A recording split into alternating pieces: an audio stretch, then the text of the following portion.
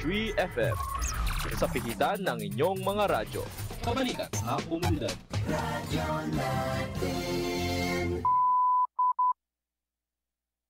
Ang ating oras, alas 11:08 na po ng umaga.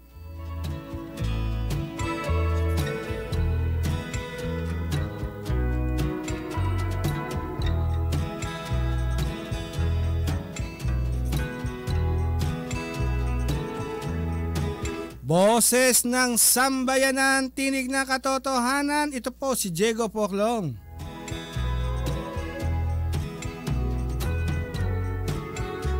Asais na po ng Marso at araw po ngayon ng Huwebes. Bukas, Biyernes. At susunod na ang weekend. Araw ng paglalaba. Oy, binabati natin ang mga nakikinig po sa atin ha. Dito po sa Barangay Tampak 1. Kapitan Ben Ruplo, kayo po ba'y malapit ng umani? At yung ating nakapanayam noong nakarang linggo dyan sa Barangay Subul. Natatandaan ko, kalagitnaan daw ng Marsyo, siya aani. Si Tavern, ayan, Tavern. Ikaw ba'y nakipag-ugnayan na sa ating National Food Authority? Ito pong si Tavern, pagaduan, itong mga nakakaraang pong mga pag-ani niya, siya po'y nagbebenta ng kanyang palay dyan sa NFA. Opo, yan po ang ating pag-uusapan, presyo ng palay. Alam ko po, alam na alam ninyo. 16, 17 dyan sa mga private traders. Pero ito pong pag-uusapan natin ngayon ay ito pong presyo ng palay sa National Food Authority. Ayan. Kaya Manong Rol Gaspar, kinig po na mabuti ha. Dahil sa oras po na ito ay meron po tayong makakapanayam mula sa ating NFA Nueva Ecija.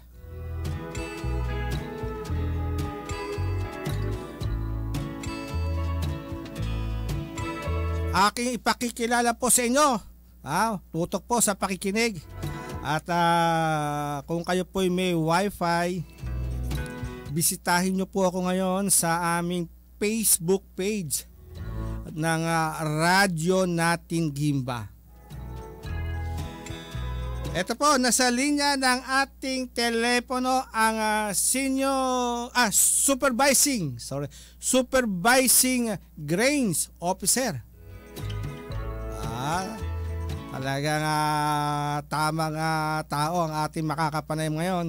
Ang inyong mga concern, ayan ang napakagandang supervising grain officer ng NFA Nueva Ecija, si Madam Cecilia Lorenzo Perez. Nasa linya po ng ating telepono. Ayan, ma'am, bati na po kayo. Hello po. Magandang umaga po sa lahat po ng ating tagapakinig po sa radyo ng bayan po ng Gimba. Ako po magpapakilala po sa inyo. Ako po ang supervising grains officer ng Nueva Ecija Branch Office, National Food Authority ng Nueva Ecija Branch Office po. Ayan, ma'am, tatanong ko lang ilang taon na po si ma'am? Si sir naman, ang ganda ng pakilala sa akin. 59 Ayan, na po. 59 na po. Malapit na po ako mag-senior. 59 na? 59, opo. Walang-wala dito sa mga litrato. Salamat po. Sabi nga po nila, salamat po. Palabiro po kayo, sir. Opo, opo. At talaga naman po ano po talaga, ano ba termin doon? Nakaka-inspire. Nakaka-inspire po. Ayan. Okay po, at tayo'y direkta na po sa ating pag-uusapan at alam ko po, narinig na po ng ating mga regular na taga-subaybay dito po sa Boses ng Sambayanan. Ang Yes po. palay buying price ng NFA so far, magkano na po, ma'am? Sa ngayon po, ang aming pong buying price po ng palay po ngayon, para po sa malinis, sa clean and dry po na mayroon pong 13% to 14% na moisture content ay 24 po per kilo. Ayan po At yung tuyo, para no? naman po dun sa, yes po, sa tuyo. Para naman po dun sa sariwa na may 22% to 29.9% na moisture content ay 18 po per kilo. Ayun. So, from 18 pesos na sariwa at tuyo ay 24 pesos. Ano uli ang moisture content po nitong 24 pesos, ma'am? 13 to 14% po. 13 to 14%. At ngayon ay dayatan, konting bilad na lamang ba yan, madam? Opo, madali lang po tayo Madali. magpatuyo dahil since na ngayon po ay tayo po ay sa summer crop season po ngayon. Kaya po napakadaling magpatuyo. Kaya po kami po hinihikayat po namin yung ating mga magsasaka na hanggat maaari po ay mapatuyo po nila yung kanilang ani para po sa magandang presyo po namin mabili ang kanilang ani po. Ayan. O sige po, ma'am, tayo dadako na po sa proseso. At alam ko po dito sa May Subul may aani na sa A15. Paano ba ang Yes gagawin niya para mabili po ng tanggapan po ninyo itong aanihin niyang palay sa A15? Halimbawa. Ganito po. Tayo po ay may mga sinusunod po tayong pamamaraan, procedure po para po sa si farmer o po si kooperatiba, na kung mayroon po silang kooperatiba o mga IAs po, yung mga Irrigators Association po, welcome po lahat na magpasok po sa NFA. Pero meron po tayong mga requirements na kinakailangan para po dun sa mga individual farmer. Kailangan po ay sila po ay rehistrado ng RSBSA na tinatawag, yung pong Registry System for Basic Sectors in Agriculture. Kailangan po ay nakalist po ang mga pangalan natin doon, listed po tayo doon with reference number. So sa NFA po, yun po ang nagiging basihan para po si farmer po, kung individual farmer po siya, kailangan po ay nakalista po siya doon para po siya ay makapagpasok ng kanyang palay. Kung wala naman po siya sa nakarehistro sa RSBSA, kinakailangan po namin ng certification from LGU. Yung po yun sa Municipal or City Agriculture Office sa MAU. Kailangan po humingi pa siya ng certification from MAU. Kasi po minsan po hindi po updated po yung ating mga listing sa RSBSA. Ito po ay kinukuha po namin sa DA po. Yun po ay na-download naman po namin sa aming mga kung sino po talaga yung mga nakarehistro po doon. Then kung wala pa rin po yun, meron din po na binibigay po kaming FIS. Ano ito yun? po yung Farmers Information Sheet. Opo. Na ito po ay ipapacertify lang po ni farmer sa barangay captain or sa barangay chairman, BARC, doon po sa Barangay Agrarian Reform Chairman po. Yun po, pagka po yun, may mga listahan, mayroon na po silang requirements na gano'n, yun po, makakapagpasok na po si farmer sa NFA. Then yun naman pong basihan natin kung paano po sila, kung ilan ang pwede po nilang ipasok sa napalay po sa NFA. Sa isang hektarya po, kaya tumatanggap po kami ng 100 bags. 100 bags. Maximum? Per hectare po. Maximum po na 7 hectares. Kaya po sa isang farmer po, 700 po ang maximum. Just in case po sir na nakalista po ang kanyang po sa RSBSA na meron po siyang pag-aari. na kunyari po 10 o ano po, doon lang po tayo sa 700. Ang maximum 700 po na ipapa. kaban. Kabans. Opo. So ibig sabihin 700 kahit po. mga 5 hectares lamang o 4 hectares pero mga 400 po 'yon kung 4 hectares. hindi po pwede lumakpas sa 100 ang isang hektarya. Hindi po. Hindi po. Ayun. Ang ano nga po doon sa bawat hektarya, entitled po si farmer ng 100 100 lang. kaban. Opo. Maximum po ng 7 hectares equivalent to 700 bags. 100. Opo. So Pag lumagpas po doon yung kanyang nakalista pong hectarage na inaanihan po, kunyari po 10, let's say.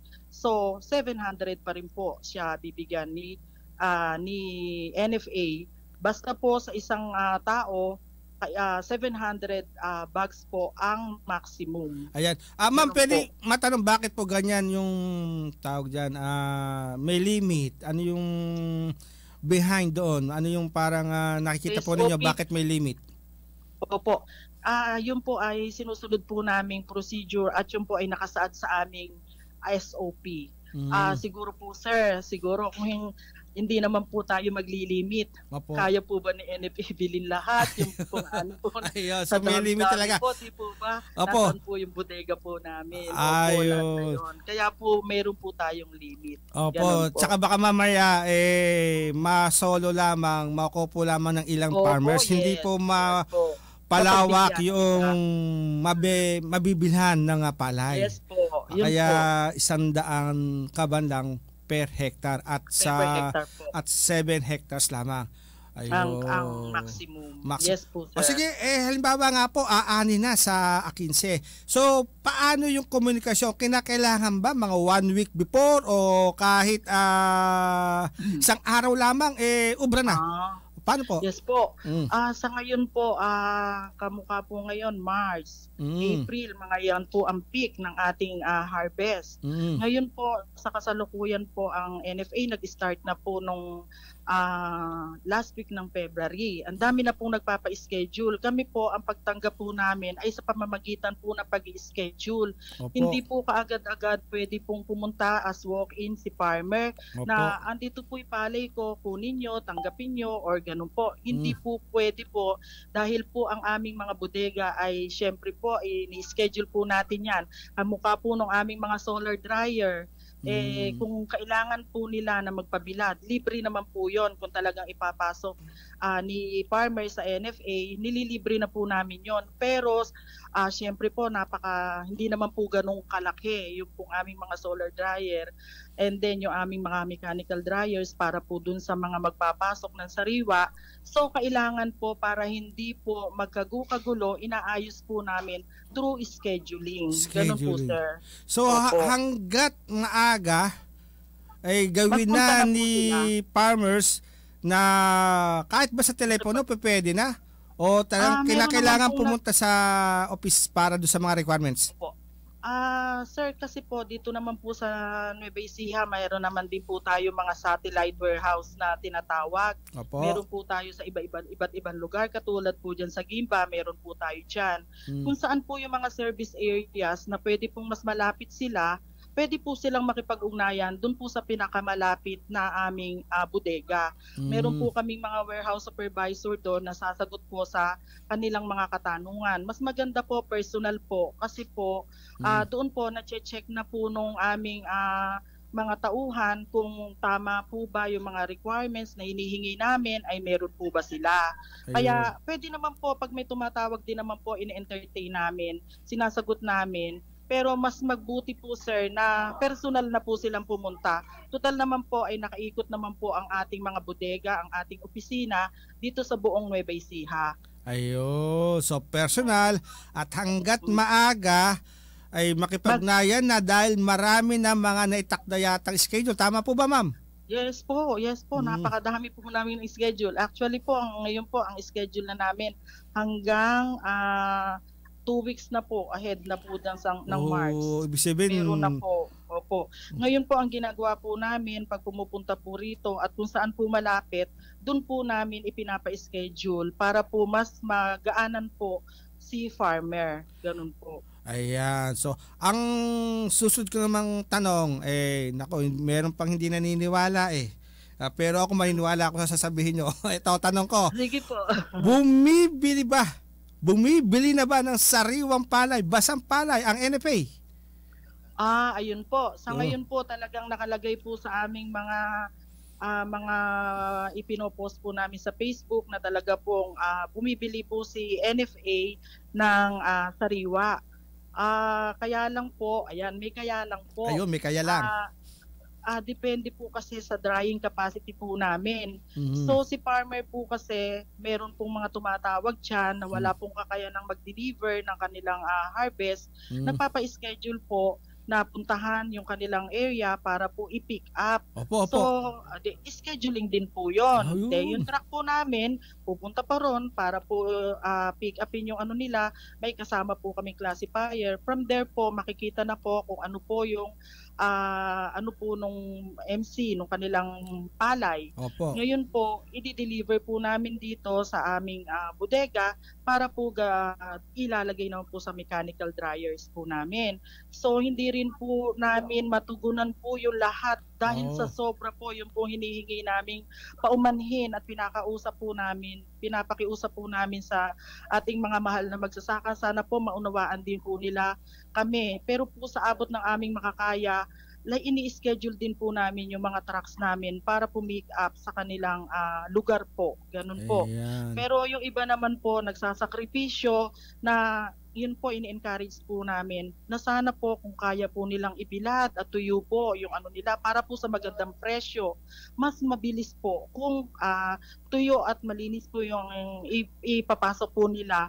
Yun po ang aming priority. Kunin po kaagad namin kasi po pag na-classify yun, diretso na po sa bodega.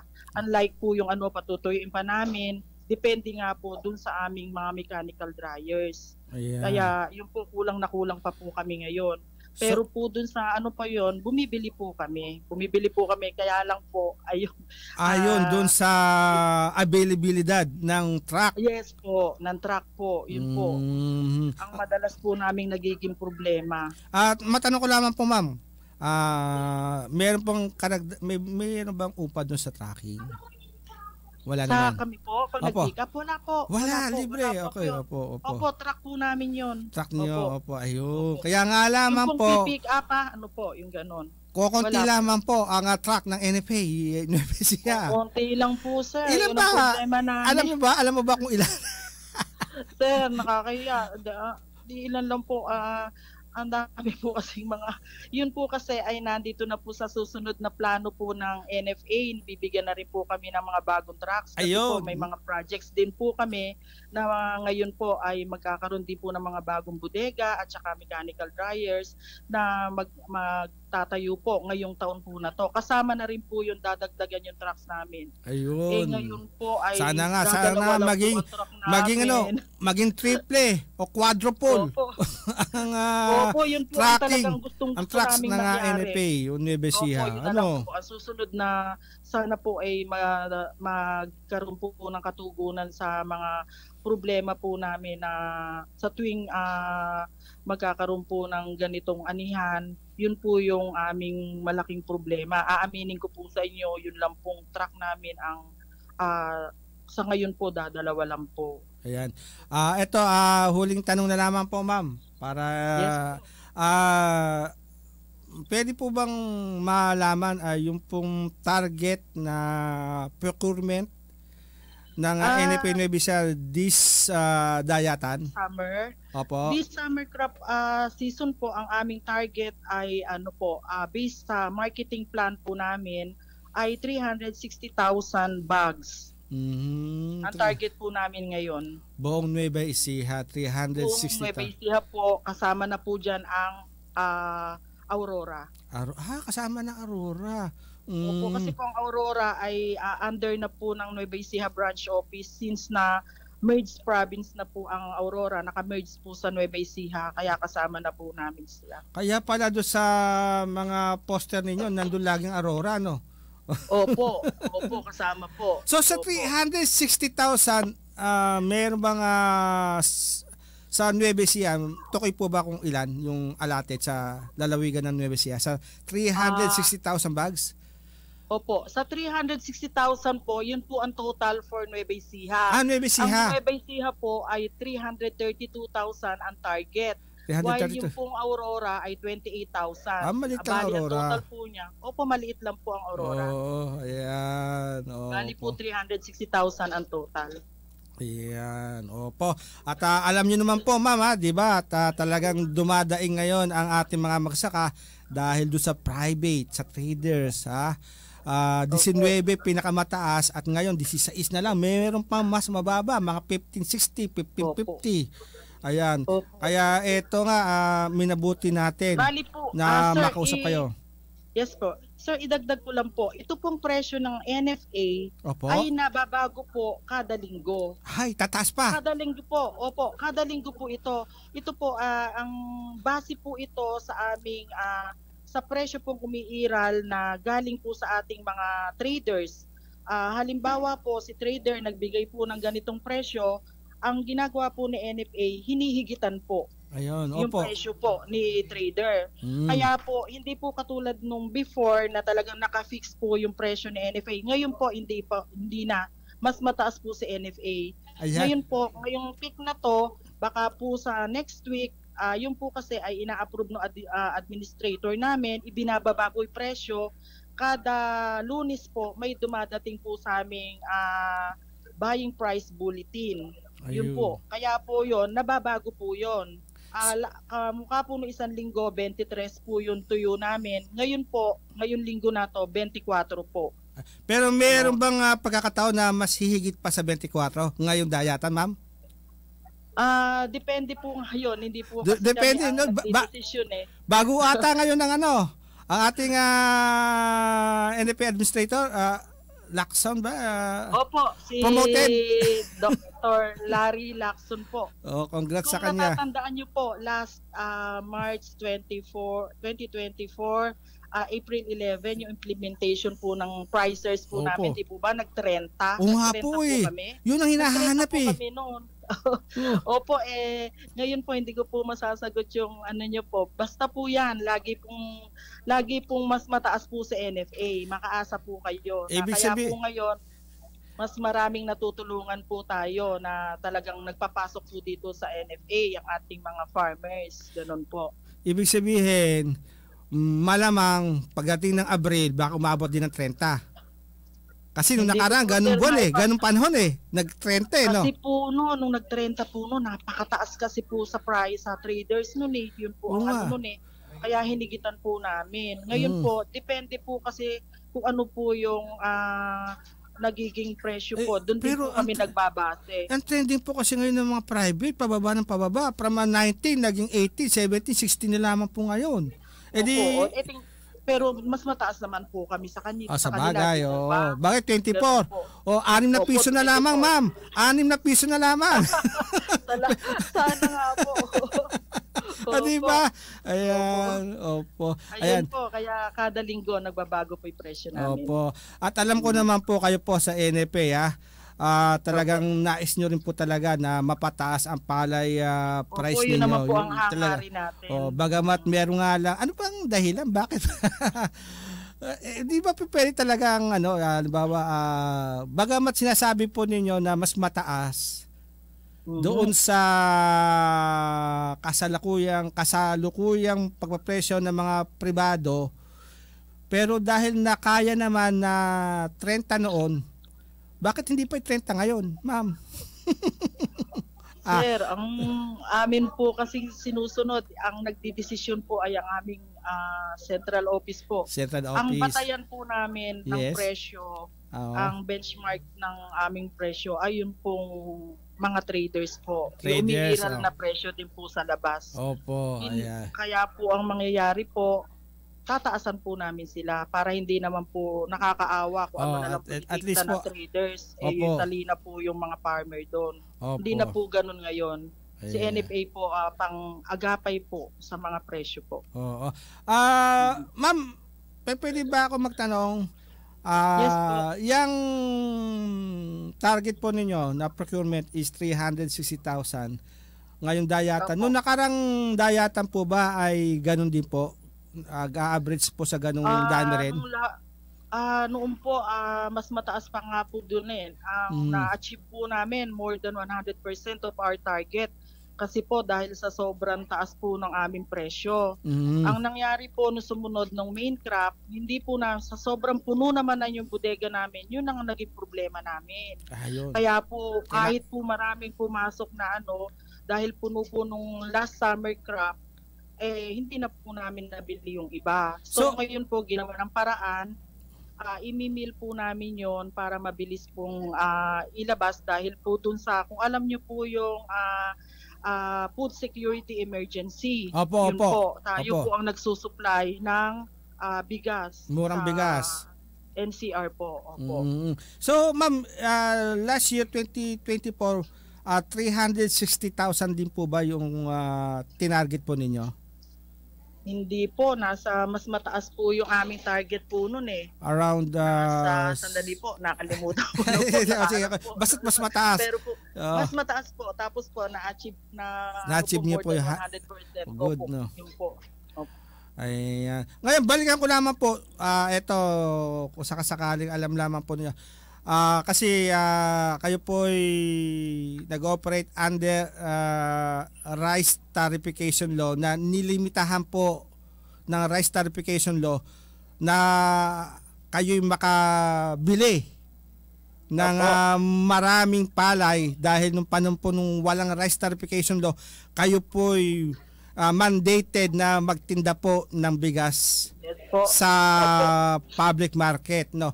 Yes, Pwede pong malaman, no, kung natatandaan niyo po, nandun na po kayo no, mga yung procurement target po ninyo nung wala pang rice tarification law, para lang malaman lamang natin mga gaano karami yon nung wala pang RTL.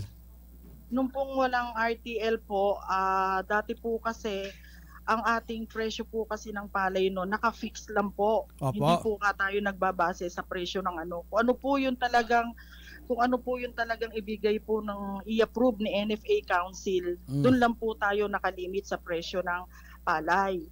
So ngayon po, since na yung pong before the RTL po, di po ba tayo ay mayroon pong tinatawag na mga rice retailers. Opo. Kaya meron po tayo doon ng price stabilization po ng bigas. Opo. Di po ba? Opo. Ganon. Kaya po yun, talaga pong ibinebenta natin sa merkado po yun, sa murang halaga.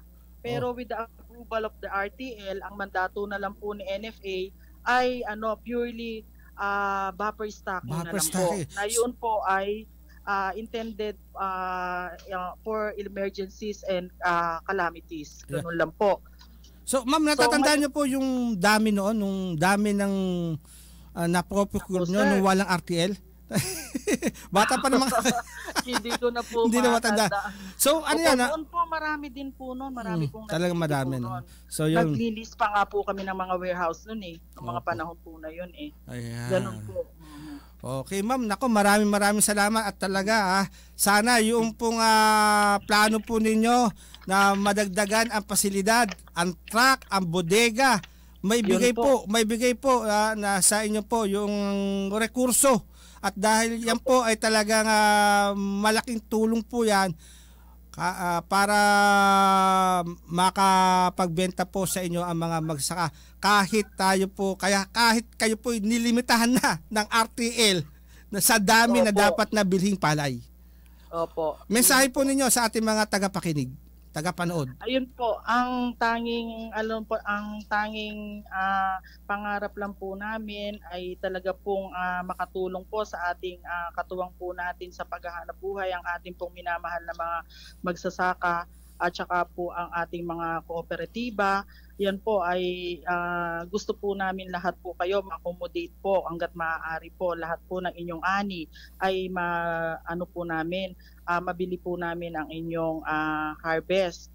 Ngayon po, nanghihingi rin po kami ng pasensya kung iba po ay hindi po namin napagbibigyan dahil po sa kakulangan ng aming mga logistics katulad po ng aming trucks. At yun po ay sa ngayon naman po ay may mga plano na naman po na si President BBM na talagang madagdagan po ang ating mga facilities, especially ang ating mga warehouses at ang mga mechanical dryers, especially po yung mga trucks. Konting pangunawa lang po sa ating mga magsasaka. Basta po ang layunin po ng National Food Authority ay makatulong po para po sa ikaaangat ng kabuhayan na ating magsasaka, madagdagan po ang kita ng ating mga mahal na magsasaka. Ayan. Yun lamang po. Maraming salamat po. Maraming salamat po sa inyo, Ate Cecilia Lorenzo Perez. Salamat Yes po. thank Sa you ulitin, po. Mama, sa ulitin. Yes po, Sir Diego. Salamat po. Okay, maraming Okay po. salamat din po. Okay po. Thank you po.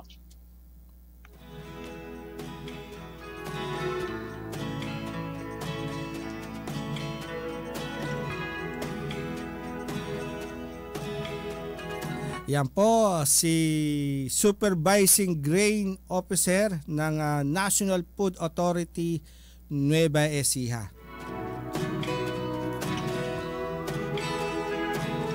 At talaga naman narinig natin sa kanya yung kagustuhan ng NFA na makatulong sa mga magsaka. Ngunit yung lamang may ngunit sa usapin po ng pasilidad truck, ayan, problema yan, no. Kinukulang sa dami ng mga magsakang nais magbenta ng kanilang inaning palay. Bodega, mechanical dryer. Ngayon yung presyo nila 18 basa, ayan. At ang toyo, 13% moisture content. Dali na yun, no? 24 pesos. 360,000 bags. Nueva Ecija. At kasama ang Aurora.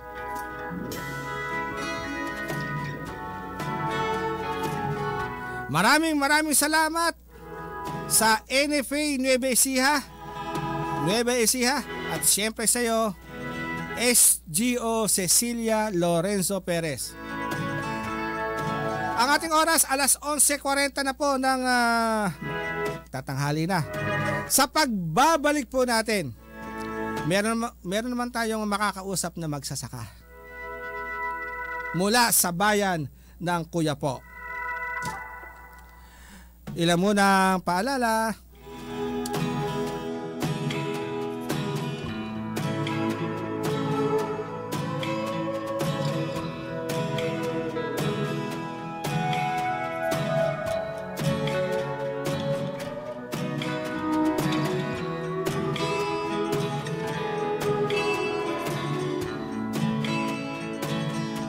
Dito'y may salang iti radyo 105.3 FM. 105.3 FM. The first community radio station in Gimba. Kiko Villalba Apo, para ti, kwentuhang MX3. Naimbag nga aldaw, Mamshi. Naimbag nga aldaw, Kiko. Hello po, kadagiti padak nga MX3 believers. Narisa aka Neri Sawali. May saak nga barangay health worker dito'y Mabini, Batangas. Ngayon, naggapuak talaga, J. Victoria Tarlac. Ti inaldaw-aldaw nga expose kayo ti adangay ti saksakitin na. Anyangay ti measures nga ara-aramidan, Mamshi. As a frontliner, Kiko, dapat si ka mismo ket healthy ka iso nga masapol iti proper diet ken exercise. Uri na banbanugak ti agmalmalim nga trabaho di health center, daig ko pa'y ati baby na maturugak ti rabii. Uminunumak kami ti MXA capsule. Adaan na gamin ato ti alpha, beta, ken gamma nutrients nga makatulong nga ma-improve ti mood ko and relieve stress. Diyan nga energize kapag ring mo, iso nga game manen. Importante nga talaga nga adati katulungan tayo, MX3. Narito na ang mga nakasubok ng iCured Coffee 18-in-1 at iCured 750mg capsule. Isang mapagpalang araw sa ating lahat. Ako po si Ronelda Cabrera, taga Zone 5 Banguet Abra. Madalas sumasakit ang aking likod at dibdib kahit meron naman akong iniinom ng mga gamot galing sa aking doktor. Wala pa rin siyang pagbabago. Pero nung nasubukan ko ang iCured Capsule 750mg at iCured Coffee 18-in-1, gumaan ang aking pakiramdam sa loob lamang ng 2 linggong pag-inom ko ng iCured Capsule 750mg at iCured Coffee 18-in-1. Kaya bili na ng iCured Coffee 18-in-1 at iCured 750mg capsule. Gandang natural. Gandang natural. GN. Gandang natural skin germ fighting action and skin whitening soap. Whitening soap. Gandang natural. Gandang natural. Nakakaakit talaga ang gandang natural. Makinis na balat, alagang alaga. Gandang natural skin, nakakahanga. Gandang natural. Gandang natural. Si Nanay Francia sa kanyang Kwantong Rice Coffee. Noong wala pa akong rice coffee, ang katawan ko. Lagi po akong nakukumpay kasi ang taas ng blood pressure ko noon. 3 beses na ako na-atake. Kahit umiinom ng maintenance, na-atake pa rin. 230/180. Ang daming changes. Pag lumalabas ako, ang sabi daw nila, kung kailan daw tumanda, lalong gumanda. Diba? Amazing! Amazing! Okay po, dahil po ba yan saan? Sa rice coffee! Punta na sa mga suking butika. Pagod ka na ba sa maintenance mo na walang katapusan? Ang Doc Herb Capsule 700mg ay may sangkap na buwa mera, moringa seeds, noni at mangosteen. Specialista para linisin ang katawan tulad ng mataas na kolesterol, cancer, diabetes, goiter, acidic, hepatitis, osteoporosis, irregular menstruations, myoma at high blood para mapigilan ang atake sa puso. Kaya ugaliing uminom araw-araw ng Doc Herb Capsule at Doc Herb Coffee at subukan din ng Doc Herb Vitamin C Gold. Samahan ng proper diet at regular exercise. Ano pang hinihintay mo? Mag-Doc Herb Capsule ka na. Mabibili na sa Farmasya Talugtog, Gimba, Nueva Ecija. Kayo'y nakikinig sa DWTC, Radyo Nating Gimba, 105.3 FM. Sa pihitan ng inyong mga radyo. Kabalikan sa komunidad. Radyo Natin.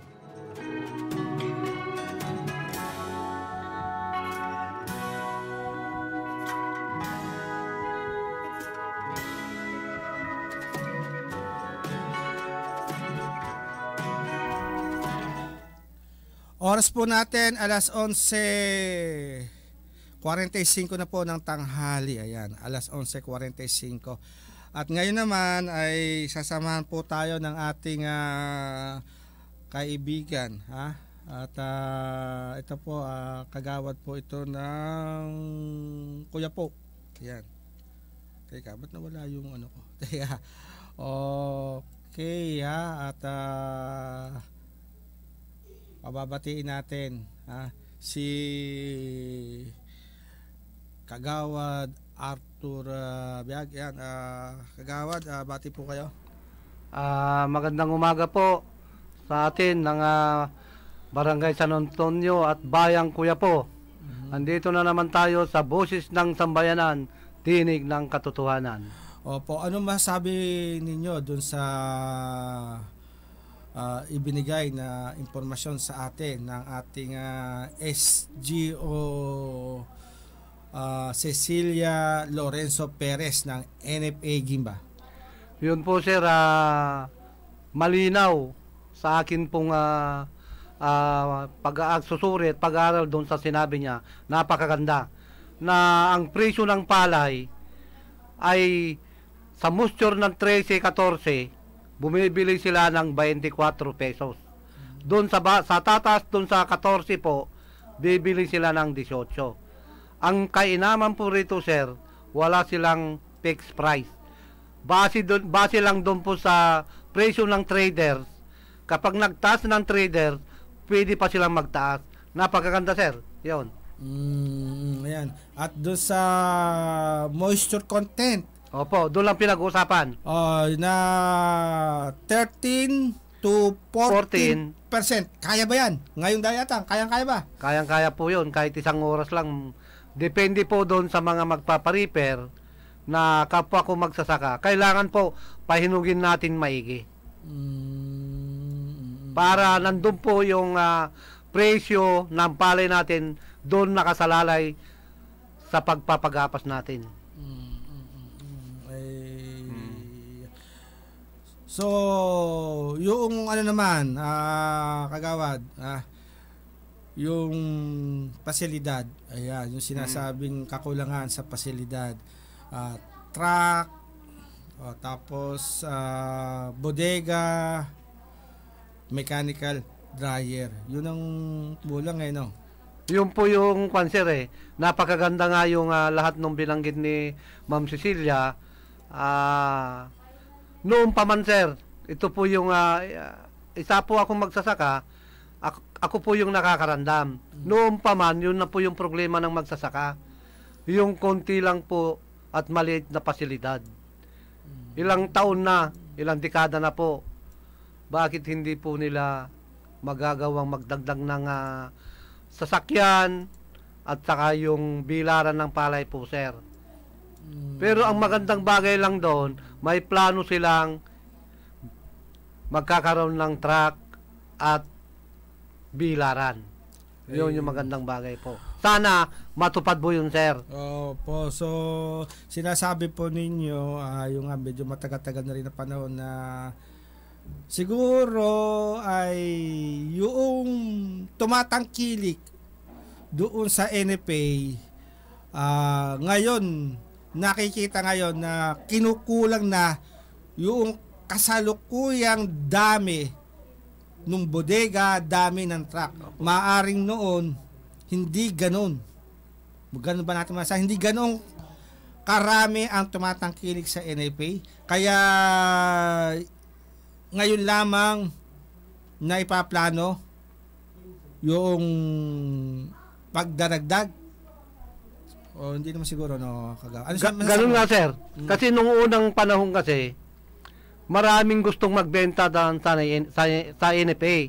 Lamang po ang isang hindi nagugustuhan ng mga farmer yung pong proseso.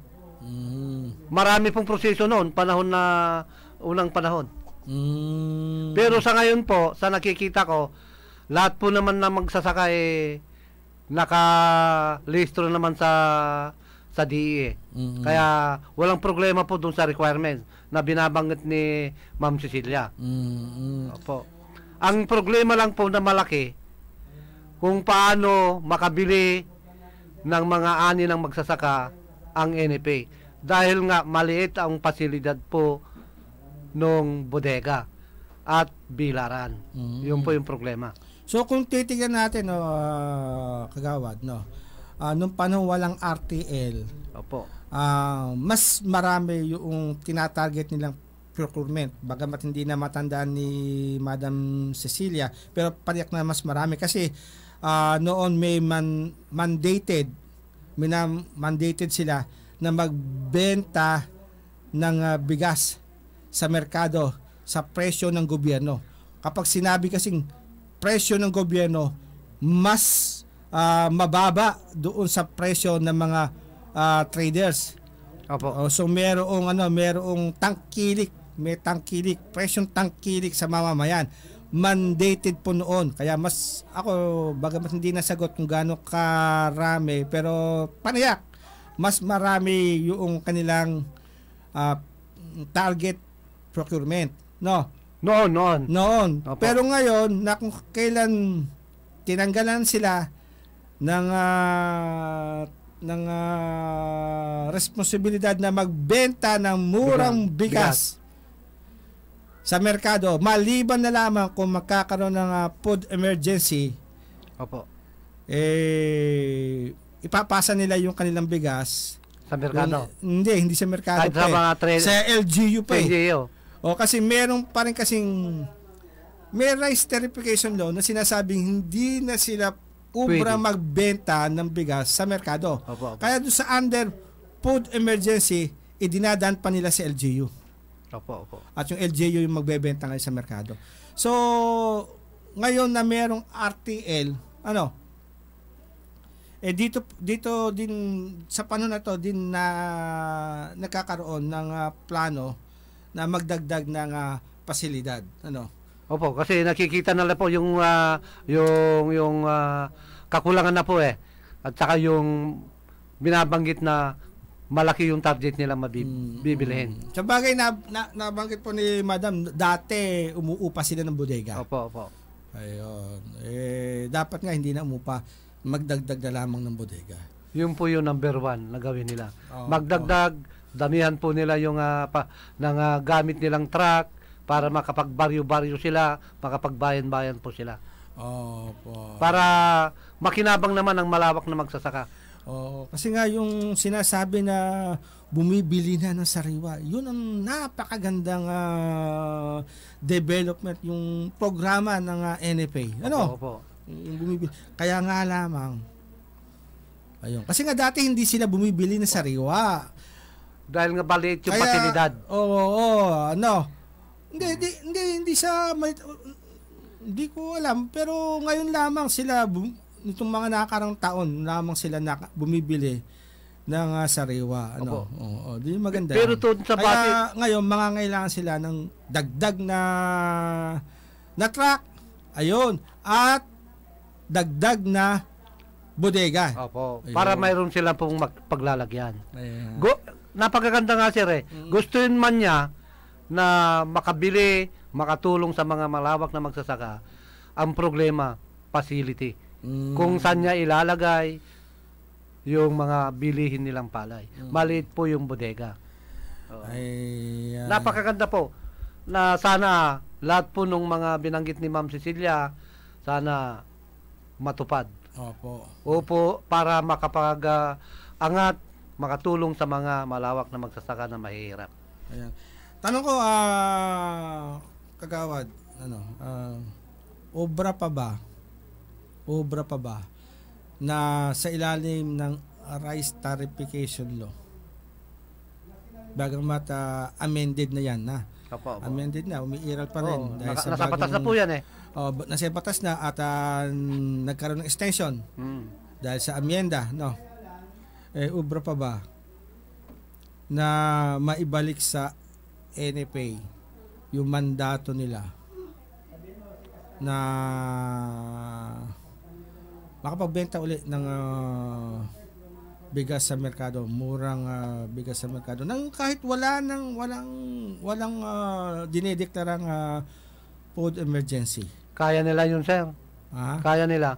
Dapat naitanong ko sa kanya, no? Kaya nilang ibalik po yun. Kung gugustuhin nila. Kasi meron kasing rice tarification law Pwede naman po baguhin yung nasa batas na yun, sir i-amyenda. I-amyenda uli yun. Amyendahan ng ating mga mambabatas. Kaya nga napakahalaga itong mga congressman at saka senador. Sila po yung mag-amenda doon, Nabaguhin nila yung pinukpukan nilang batas na yon. Sila po yung makapagbabago. Natatandaan ko bago i-amenda o extend itong rice tarification law. Merong nagbumungkahi mula parang si Secretary Chu ata yun. Parang si Congresswoman Mika Swansing. Siya po yung pumunta. Ang nais niyang amendment ni Congresswoman Mika Swansing at sumusuporta din doon sa pahayag ni Secretary Chu na maibalik yung kapangyarihan ng NFA na makapagbenta muli ng bigas sa mga local market. Yung po kasi nakikita kaso yun sa amendment sa extension ng rice tarification law, talo si hindi nag-push yun. Kaya nga po. Hindi na ipasok yun. Marami pong panukala si Congresswoman Swansing po tungkol doon sa rice certification law. Yung maganda sana na ipasok yun. No? Ayan, ako ang ating oras, alas 11:57 na po ng tanghali. Kagawad, magkano ba ang presyo ng palay ngayon dyan sa Kuya po? Nakakalungkot, sir Nasabihin yung totoong presyo ng palay doon na lumalakad ngayon. Unang anihan pa lang 16 na lang. This size 50, ganon. Napakagandang palay, sir. Anong panahon yon? Nito na, sir. Dito lang? Oo. Doon sa San Antonio po, itong bandang 15, kasagsagan na po. Kaya, sana, makita ni Ma'am Cecilia yon sa parting kuya po, na sana naman, andyan naman yung mga pasilidad nilang truck na sinasabi, pwede naman po, sir, na magbari-baryo sila para makatulong man sila doon sa mga magsasaka na naghihirap. Yung sinabi ko, sir, nung una tayong nag-usap dito sa radyo nating Gimba, na ang pinakamaraming mga magsasaka walang sariling makinarya. Ayun nga yung sinasabi ni Madam Cecilia, hanggat maaga makipag-ugnayan na sa NFA kasi marami na yung nagpapa-schedule. 2 weeks puno na. Opo. Puno na yung schedule ng kanilang mga truck. Opo. Kasi konti pa lamang. Nagiging konti nga sa dami na noong mga nakikipag-ugnayan sa kanila, nakikipag-schedule. Kasi nga dati hindi sila bumibili ng sariwa kaya wala silang ganun sigurong karaming truck. Pero ngayon, sana nga noong sinabi nilang bibili na sila ng sariwa, sana noon pa man, nung dineclare nila na bibili sila ng sariwa, nabigyan na sila ng pondo para makabili ng karagdagang mga truck. Kaya ang pwedeng gawin talaga ng mga magsasaka sa ngayon pa lamang, pumunta na dito sa kung kuya Puya dito sa Gimba. Opo. Pinakamalapit na tanggapan ng NFA. Makipag-ugnayan na. Yung mga aani ng katapusan ng Marso, makipag-ugnayan na. Kasi nga unahan sa truck. Opo, base doon sa sinabi ni Ma'am Cecilia na marami na nagpa-schedule, sir. Lamang nung nagpunta ako ng parting Cabanatuan nung nakarang araw, halos bago darating yung 15 po, sir, tapos na sila dyan sa bandawang Cabanatuan na yan. Kahit sa dito sa Gimba, medyo konti na lang po. Doon na lang po yung pinakamarami sa parting kuya po. Lamang, lahat po ng ito, may kasamang panawagan sa lahat ng mga aani ng bandang 15. Tama lang po yung sinabi ni Ma'am Cecilia na makipag-ugnayan sa malapit na warehouse. Opo, yun, tama. Makipag-ugnayan na po kayo para mabili yung mga palay nyo ng sariwa. Sila po ay namimili ng sariwa. 18. Napakalayong agwat. Doon sa mga traders po. 16 hanggang 18. Oo. Libre yung tracking. Libre po, sir. Okay. Napakainam po yun. Tinanong ko kanina. Oo, napakainam. Kaya ako maaaring makipag-ugnayan na ako dahil sa Gimba. Kailan ka ba, ane? Baka ako bandang 25 pa, sir, Okay, baka may babating ka, Kagawad. Binabati ko pala ang ating kasamahan sa konseho at saka si Barangay Captain ay Emiliana na lahat po, kumbidado kayo sa piyesta ng March 23. March 23. Opo. Nakaani na doon. Tapos na. Kasagsagan po ng anihan nyo. Kaya, iniimbitahan po namin kayo. Okay. Maraming salamat sa iyo, Kagawad Arthur Biag ng Barangay San Antonio, Bayan ng Kuyapo.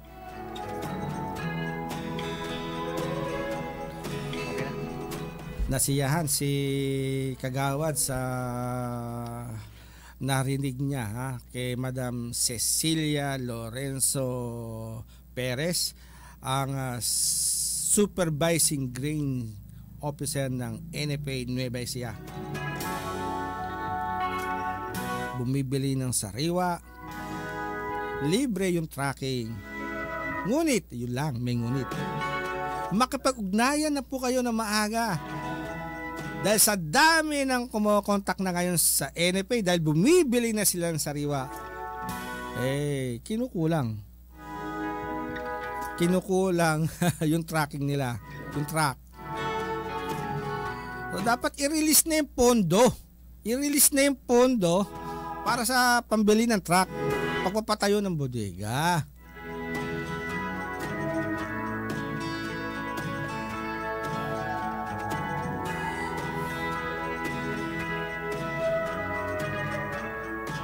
Tayo po ay tutungo na sa pasasalamat sa iba pa natin mga sponsor. Unahin ko na yung SNJ Marketing. Yan. Matatagpuan po dito sa bayan ng Gimba yung tindahan po ng SNJ Marketing. Ito po, tindahan po ito ng mga appliances. Nandito po yan sa Barangay Santo Cristo, Gimba, Nueva Ecija. Dito po sa SNJ Marketing, nakasisiguro po tayo na lahat po ng mga panindang appliances ay talaga naman po mga genuine, original, hindi patakbuhin. At dyan ay makakabili po kayo ng washing machine na panlalaki. Opo, kahit si Mr. ay nagluluto, kahit si Mr. ay nagdidilig ng halaman ni Mrs., maisasabay po niya ang paglalaba. Dahil fully automatic ang washing machine na panlalaki na makikita po ninyo sa SNJ Marketing. At kung meron naman po kayong nasirang appliances, gaya nga po ng washing machine, TV, refrigerator at air condition unit, dito nyo po ipagawa sa AJ Appliance Service Center. Kapitbahay po namin dito sa Pantaleon Building, P. Ramos Street, Santo Cristo, Gimba, Nueva Ecija. Contact number 0918-2033658 at 0997-1032924. Kung marumi lamang po ang inyong mga air condition, kinakailangan po ng regular maintenance, si AJ pa rin ang ating pupuntahan. AJ Appliance Service Center. Naglilinis din po sila ng mga aircon. Ano mang klase ng aircon, window type, split type, inverter, centralized. Gamay na gamay yan ng AJ Appliance Service Center. At sa mga umiinom po ng kape, kung ang iniinom po ninyong kape ay yung ordinaryo na nakalakhan po natin, napapanood natin sa TV, naririnig natin sa radyo, baka hindi pa po ninyo alam na merong kape na purong herbal. Gaya po ng Rice Herbal Coffee Mix. 14 in 1 plus 1. At 25 in 1 plus 1. Mga herbal po, ampalaya, guyabano, sambong, at kung ano-ano pa pong herbal. Ay, isipin nyo, mapait. Hindi po. Lasang kape. Amoy kape. Yung tamis niya, nako, hindi po table sugar, halaman din po, stevia. Yung krema niya, nako, hindi po gatas ng baka, kalabaw, kambing. Mula din pa rin sa halaman, gata ng nyog, ayun. O, doon sa, nako yung medyo maselan na sa mga iniinom, kinakain, bagay po sa inyo ang Rice Coffee Mix. Mabibili po yan dito sa bayan ng Gimba, dito po sa Rice Pharmacy, botika natin, at sa Gio's Drug Store.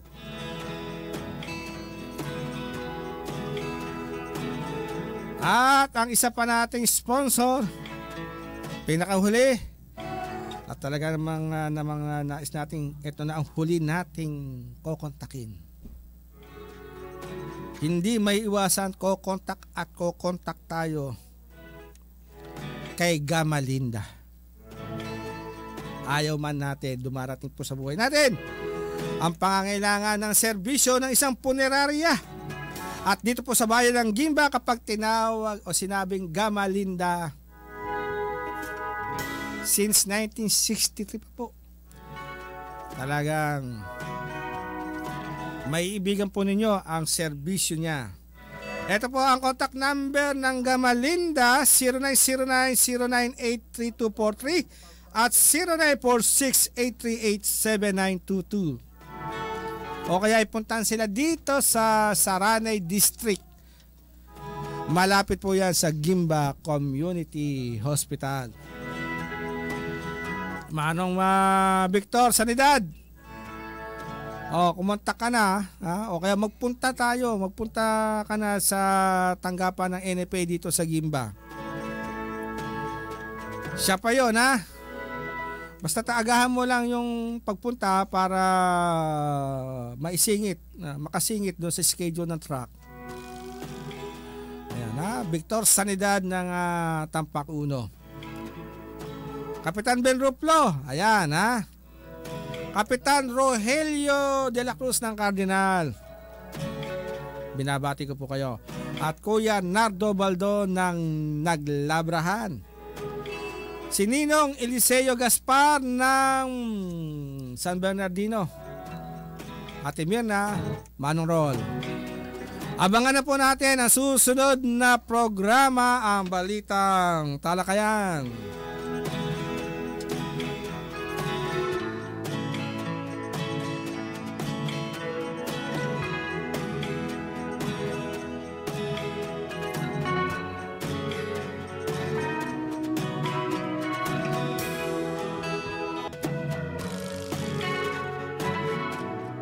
Dito'y Gimba, may salang itiradyo, 105.3 FM. 105.3 FM, the first community radio station in Gimba.